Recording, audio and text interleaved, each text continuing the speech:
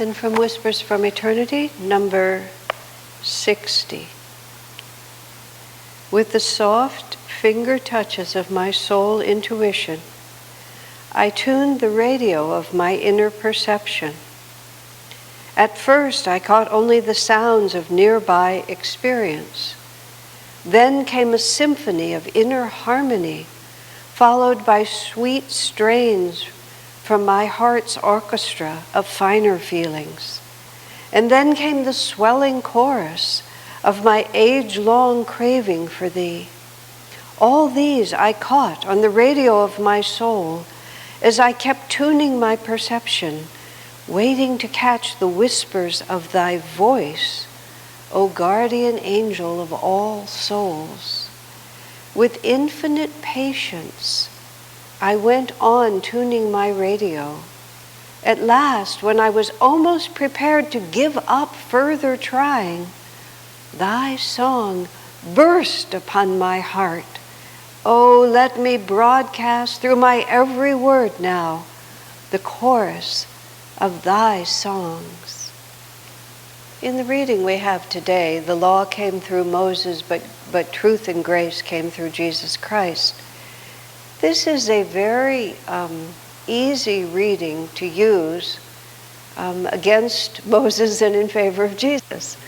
And very often you just look right at the words that are written there, and that's what it seems to look like. Moses was okay, but Jesus was a lot better. And human nature being what it is, we seize on far smaller evidence to make sure that, we are at the top of the heap and everybody else is a little shorter than us. Sri Yukteswar warned against trying to make yourself tall by cutting off the heads of others, but this is how we are. We're very, very, very, I'm talking about the human race, we're very, very insecure in this world because we're so identified with our egos, and our egos, we know, are absolutely helpless in the face of forces that are so much greater than us. I mean, you can start with volcanoes and tsunamis and climate change and drought and all those sorts of things. Then you have pestilence and unexpected death. And then you just have the straight up horrifying disappointment. I remember an older friend of mine once said to me, he just put it like this: well, you see, A is madly in love with B, but B is madly in love with C, and C is madly in love with D, and it just never gets straightened out. That's how he put it. So wherever it comes from, or it comes from people who have the oddest idea of what it is a good idea to do, and we torment each other, or we consciously. It's just crazy. It's really crazy. So if we're just identified with our little ego selves, the chance of becoming frightened and bitter and nervous, and for very, very, very good cause. A friend of mine was talking about how her young adult son was struggling now with depression. And I said, well, it's understandable. If you have no spiritual context for your life and you just look at life as it is, I think an extremely intelligent response is to feel really awful about it. Now, the truth of it is that, as Swami put it so eloquently, this is the kind of suffering that eventually brings us to God. Because simultaneously with this extremely nervous, egoic attitude, there's this undercurrent of our soul nature, of our superconscious self, of our true potential for divine bliss. And that, much more than the ego, the ego can't even compare to it. The ego is just like this light stroke of ephemeral misunderstanding on top of this eternal reality, which is just throbbing just beneath the surface, just waiting to be discovered. Now, I came onto the spiritual path at the age of 18. When I was 2 or 3 years old, I was I remember solving my problems by going into an inner reality. I remember my mother scolded me and I had my feelings hurt. I had been naughty. She wasn't being unfair. But still, it hurt my feelings. But I remember consciously, and I was probably about 2, if I go deep enough inside myself, there's a place where none of this pain can touch me. Because I was 2, I didn't have language, I didn't know how to find my mouth with a spoon. But my whole consciousness was present. My whole past life experience was present. I remember another of my childhood moments of pure ignorance and pure wisdom simultaneously. And I was probably about 2 or 3 years old, very small. And I decided I would clean up my room, and I started by pulling everything off the shelves and making a big mess in the middle. And then I got tired of the project. Shades of my future struggles were all just right there in my little playroom. My mother came in and saw that I'd made a mess and brought me back in there to clean it up. She was a very astute and attentive parent. And I remember sitting in front of this, what to me looks as big as a house, this big bookshelf full of toys, but my parents were not extravagant, so it was probably quite small. And all the toys piled up, and I just had this, I was so dramatic. Like the project was just overwhelming to my frail heart. And I sat there with that child energy, where you just keep crying even though there's nothing to cry about. Just hoping somebody would rescue me. And I would pick up each toy as if it was this huge leaden weight. And with great effort, I would put it back on the shelf like this, and then I would collapse in despair again. And I remember inside of me, somebody said, just put the damn toys back on the shelf. It's like, this is a 1-minute job. Just do it. Just do it. But I didn't want to. I wanted to suffer. But saying all of that is, I don't remember when I first noticed that there was an inner reality that was different than the external. I was too long ago in my incarnational cycle for me to know. The way I came onto the spiritual path was too young, too final, too complete, too, there you are again, for me to actually remember. But there is a point. There is a point where you're sitting in front of that, whether it's an actual bookshelf that you have to fill with your stuffed toys, there's some task in front of us that we are making ourselves miserable about, and it occurs to us that this is a choice. Now, from the time it occurs to us that this is a choice, and we actually make that choice, that's all those other incarnations where we just keep testing the theory. We keep testing the theory. Is this really true? Do I have an alternative? Is there something else? Is there an easier way? Even today, I'm very amused by how often the questions I'm asked are always, when you parse them apart, after you take out all the spiritual conversation and all the anguish and all the this, isn't there an easier way? Tell me the shortcut. People sort of imagine that, if you're still hanging out on the spiritual path after many decades, that you must have found a shortcut. No, actually not. But what happens to us is we discover that there's only one way. I mean, even now, or I would say especially now, at this stage of my life, the most useful thing that I've figured out after all of this years of study and all these things is, what choice do I have?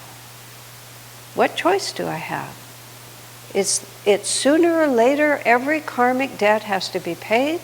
Sooner or later, every buried fear has to be faced. Every wrong that you've done has to be balanced, usually by having it inflicted on oneself and suffering. What choice do I have? When someone was asked Swami Kriyananda, what is the secret of success on the spiritual path? He's answered that question many times, but first, it's a matter of life or death. There is no option. And the other part of it is, there is no choice. There is no other.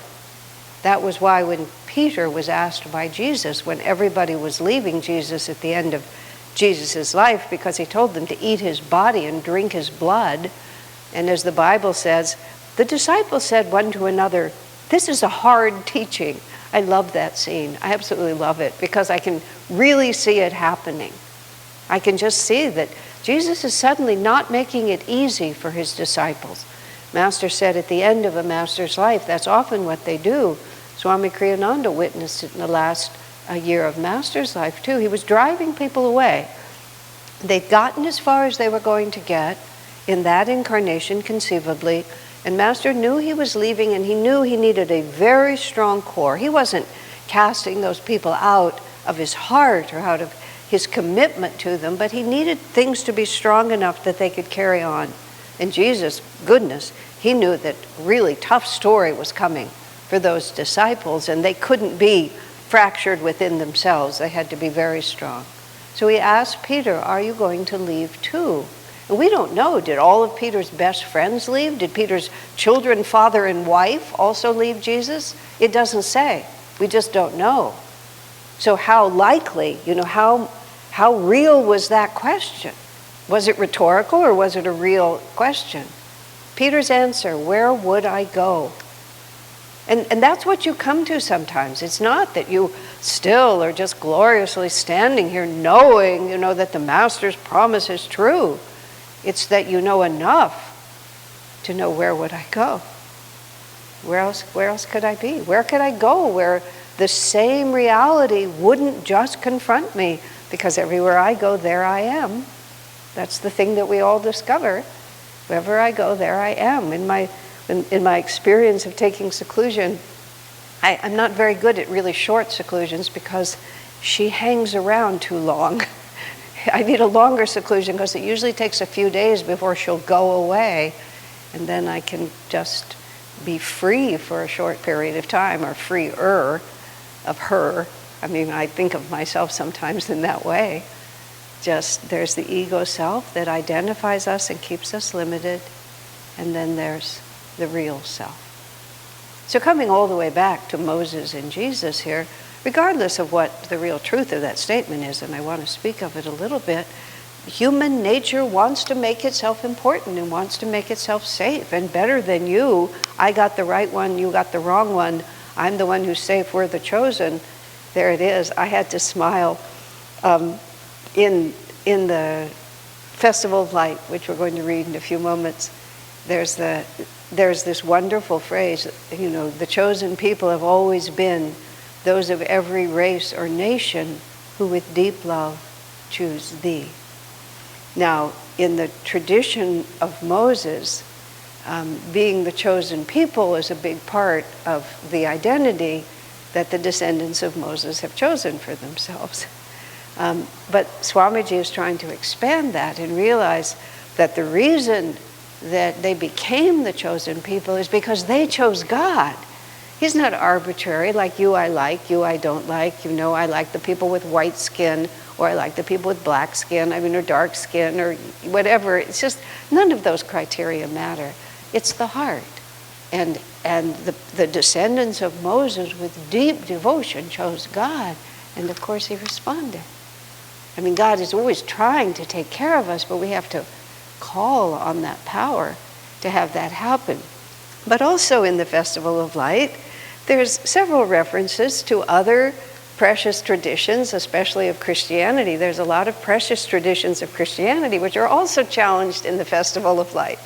And I was very amused because a gentleman who was an Israeli, he was not only devoted to Judaism, but he was an Israeli, and Israelis are very strong-minded in their commitment. They have to be to accomplish what they're doing in that country.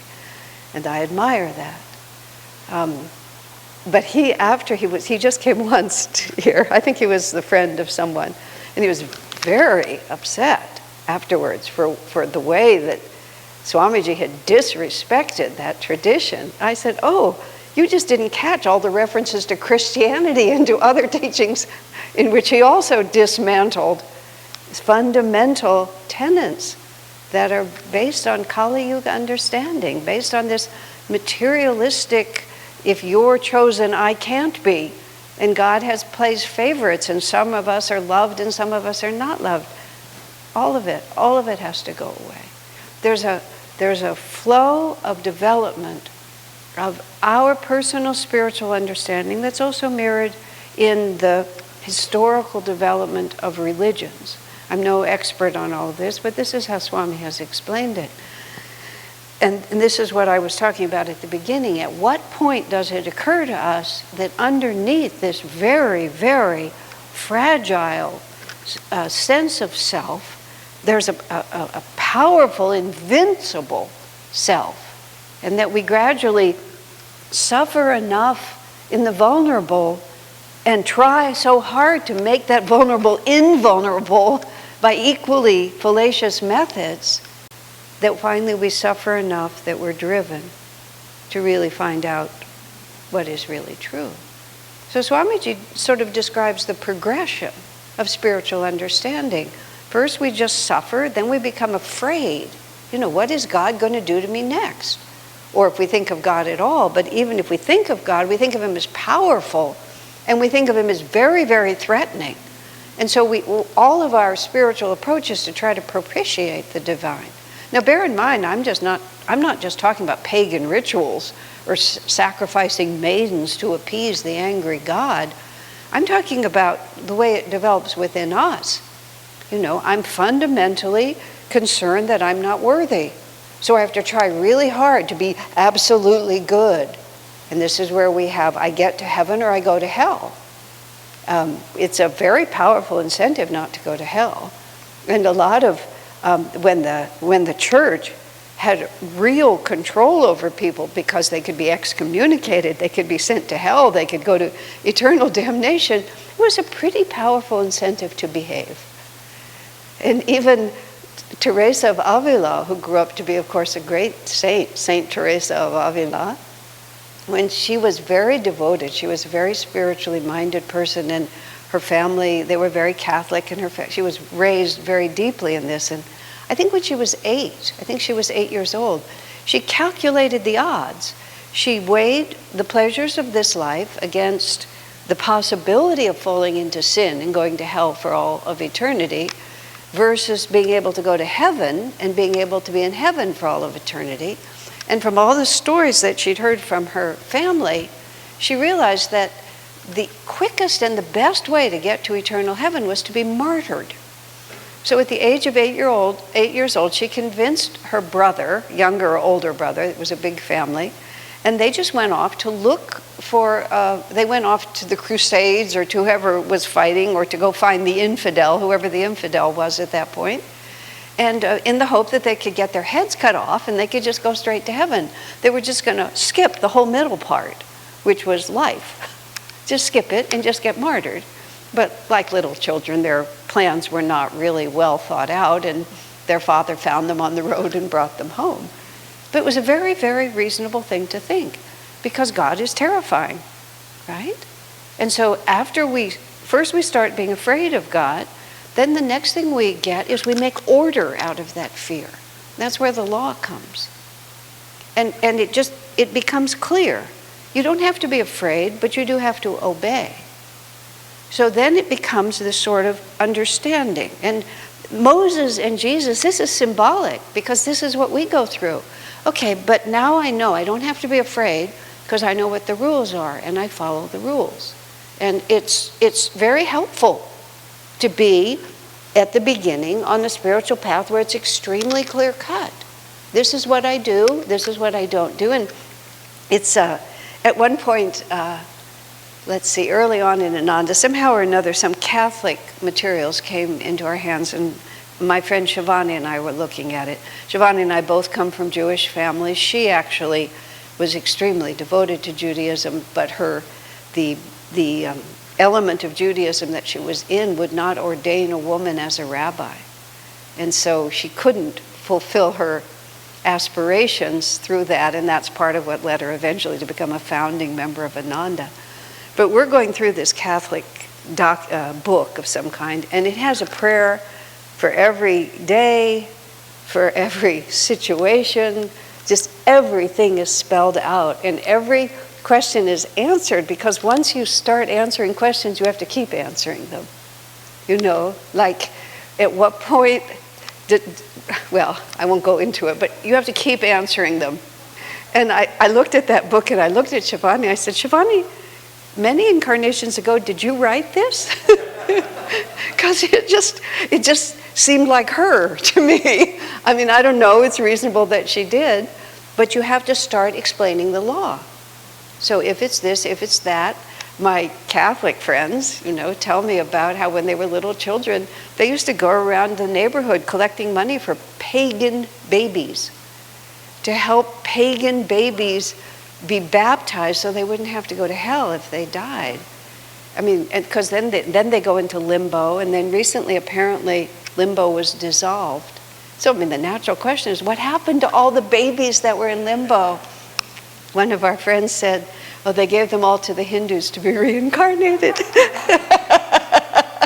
Forgive my irreverence, but once you start answering questions, you have to answer every one of them. And that becomes the law. And it's progress. It's progress to want to know, to be on the quest. What is reality?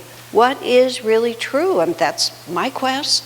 Long before I knew I was interested in God, I wanted to know what was true. Okay? But then you come to the point where first I'm afraid, now I know how to behave, but this has its certain tension too, because sometimes I don't want to behave. And as Swami says, it's a natural question to ask, how bad can I be and still get away with it? So of course that question has to be answered. So the theology explains how bad you can be and still get away with it. So you push it right to the edge, and then you get another priest or another somebody to tell you that you can push it a little farther. It's crazy. Then you buy your way out, and just all of these things.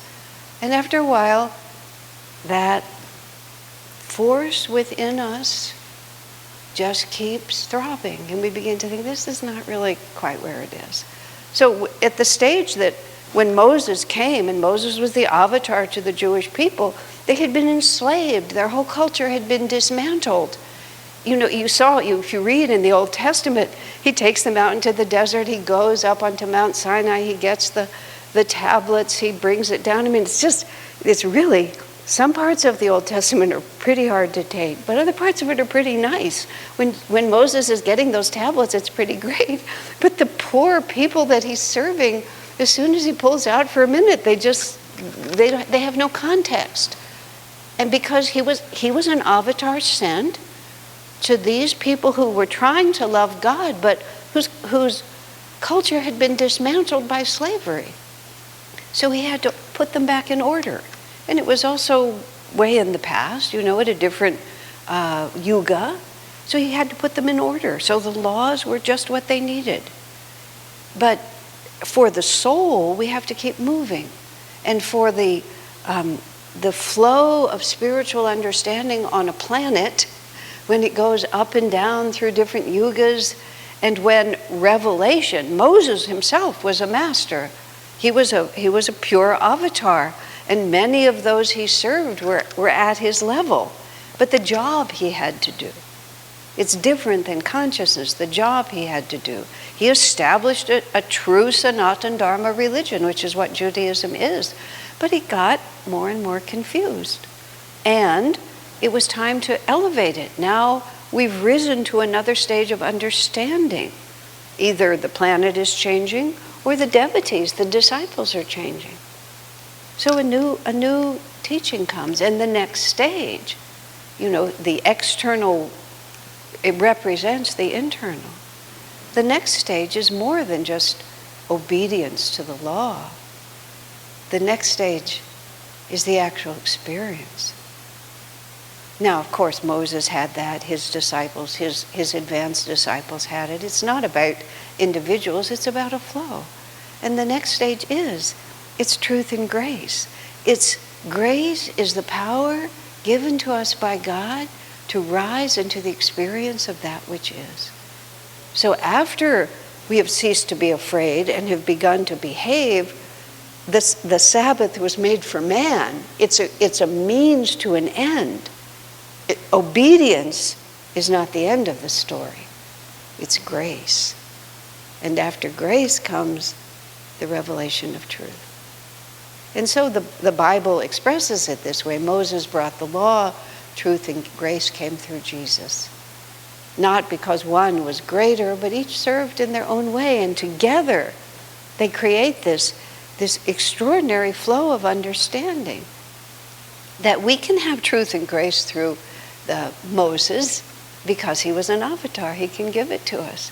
But when we see it just in this progression, Jesus comes and says, the concept of the divine that was being followed when Jesus came, and Jesus was called because of the sincere devotion of the descendants of Moses. But now God had become this fearsome judge again. And so that's why all through the Bible, Jesus keeps telling us, God is our Father. Because the Father is intimate. The Father loves me. I am the offspring of the Father. That which belongs to the Father belongs to me. I inherit His wealth. I inherit His greatness. I don't have to cower in fear. If you ask of your Father a loaf of bread, will He give you a stone? Well, if I'm just in the courtroom, He might.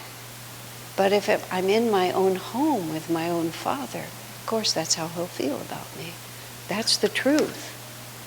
And then with that comes the grace to rise. The grace of the Father is that He can pour into us all His wealth and all His inheritance and all His greatness. That's the grace that comes symbolically. Now, interestingly, just as a last thought, when Master came, he says, pray to God His mother, because the mother is much closer than the Father. But he's not denigrating what Moses taught or what Jesus taught. It's just that now we're ready. The age is changing. Now is the time for a different understanding. One of my favorite wonderful statements of Master, which is on a recording so you hear his voice, pray to God as the mother. He can't resist you when you do. Which just tells us what we're really talking about. So what we choose, what we become, what we crave, what we experience is not dependent on the divine potential. It's dependent entirely on ourselves. Can we put down our fears? Can we let go of the comfort of a clean cut, I know what I'm supposed to do? Can we just open ourselves to grace? And then do we have the courage to perceive what is true and to live by that? This is the invitation that the divine is giving us, and how we respond, that is our choice. God bless you.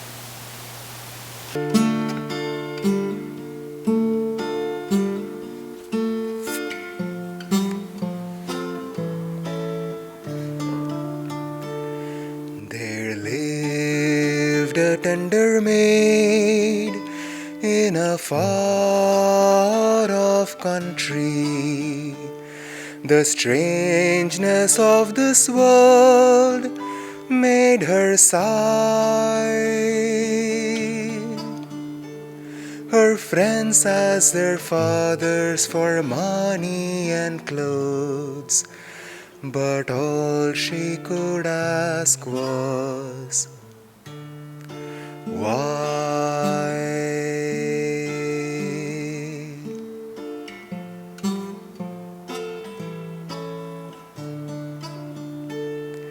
She saw the solemn clouds gathered watching a rainbow.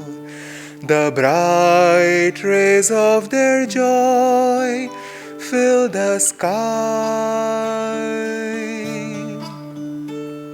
Her teachers explained it all wisely away, but still her heart wondered, why?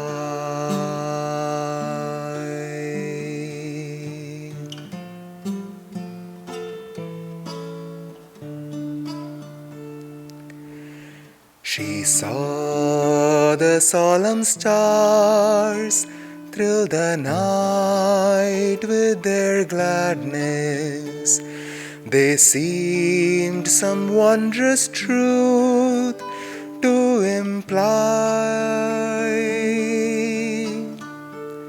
Her elders all slept, but the magic of night awoke her to ponder why.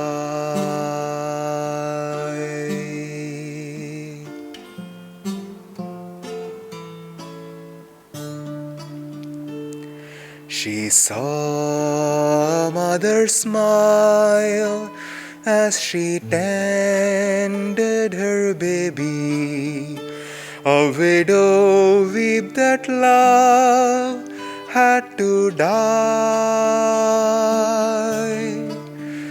The joy of new friends and the sadness of parting, all these made her ask God, why?